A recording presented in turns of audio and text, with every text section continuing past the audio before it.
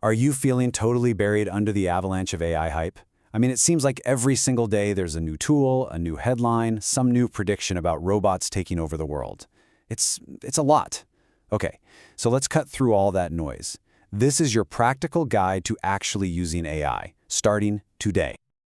Our mission here is really simple, to give you a plan you can act on. We're going to skip the jargon, forget the sci-fi stuff, and give you a clear roadmap to get from theory to practice. The whole goal is for you to start seeing the benefits from these tools, like right away. So, first things first, we have to separate the Hollywood myths from what's actually happening in the workplace. What is AI times really, for most of us right now? I love this slide because it just perfectly reframes the whole conversation. Forget Skynet, forget the Terminator. Just think of AI as the best intern you've ever had. It remembers everything, it doesn't need coffee, and it's always ready to jump on the boring stuff, freeing you up to focus on what you're actually good at. And if you think this is some trend that's way off in the future, well, think again. According to research from Microsoft, 3 out of 4 knowledge workers are already using AI at work. So it's really not a question of if this is going to become part of your job, it's already here. The only real question is, how are you going to use it? Okay, so how do you start talking to your new super intern? Well, it all comes down to one core skill, learning how to give it really clear instructions. And in the world of AI, we call that prompting. A prompt is just your request. And just like with a human assistant, how clear your instructions are completely changes the quality of the result you get back. Vague requests get you vague answers. That's why being specific is your new superpower. For example, imagine just asking an AI, tell me something. I mean, what could it possibly do with that? It's way too broad, there's no context, no goal. You are pretty much guaranteed to get a random, totally unhelpful response.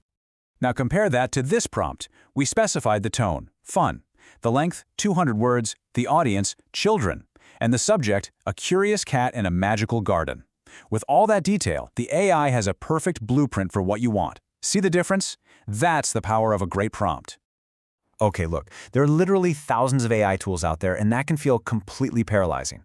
So let's not focus on brand names. Instead, let's focus on the problems you actually face every day, and then match the type of tool to the task at hand. We've all been there, right? Staring at that blinking cursor on a blank screen. This is one of the first and, honestly, easiest problems to solve with AI. Writing assistants are fantastic for this. They can whip up a first draft, brainstorm a whole list of ideas, or even just help you write that one tricky email to get you moving. All right, let's tackle another huge one, meeting fatigue. Instead of you having to furiously type notes, these AI assistants can just join your calls, transcribe the entire conversation, and, this is the amazing part, automatically pull out the key summaries and action items. This is a massive, massive time saver.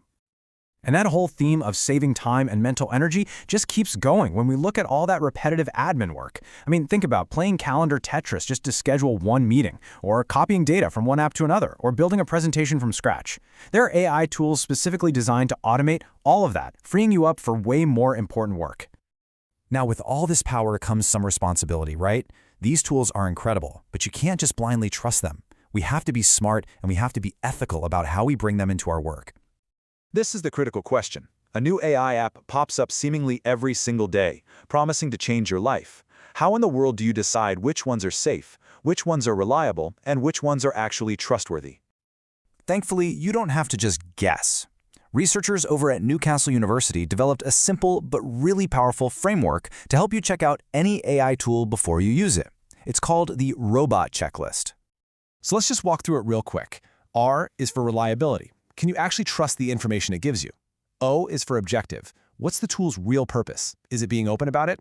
B is for bias. This is a big one. What kind of perspective did the training data have? Because that can definitely influence the answers you get. The second O is for owner. Who made it and what are their interests? And finally, T is for type. What kind of AI is this and what are its limits? Just asking these 5 questions gives you a really solid foundation for making smart choices. Beyond choosing the right tools, there are 3 core rules for using them. First, own your work. You are always the final decider. Never just copy and paste without reading and checking it. Second, be transparent. Let your colleagues know when AI gave you a hand. And third, and this is a huge one, protect your data. Never, ever, ever paste sensitive personal or company info into a public AI tool. Okay, we've covered the what, the how, and the why. Now it's time for the do. Let's shift gears and talk about your first concrete AI mission. This is where the rubber really meets the road. Here's your plan, and you can do this afternoon. First, identify one task, just one, that drives you crazy. Second, spend only 15 minutes with a free tool, like ChatGPT, trying to solve it. Third, practice refining the output. Ask it to change the tone or make it shorter. Finally, track the time you saved. This tiny, low-stakes experiment is what's going to give you that aha moment. And just remember, AI isn't about replacing people, it's about empowering them. It's a tool that takes away the tedious stuff and gives you and your whole team superpowers to focus on the things that humans do best. The reality is, this shift is already happening. The businesses that adapt are the ones gaining an edge. And that's really the choice we all have. So, I'll just leave you with this. Your competitors are almost certainly using these tools already. The only question left is, what are you going to do this afternoon?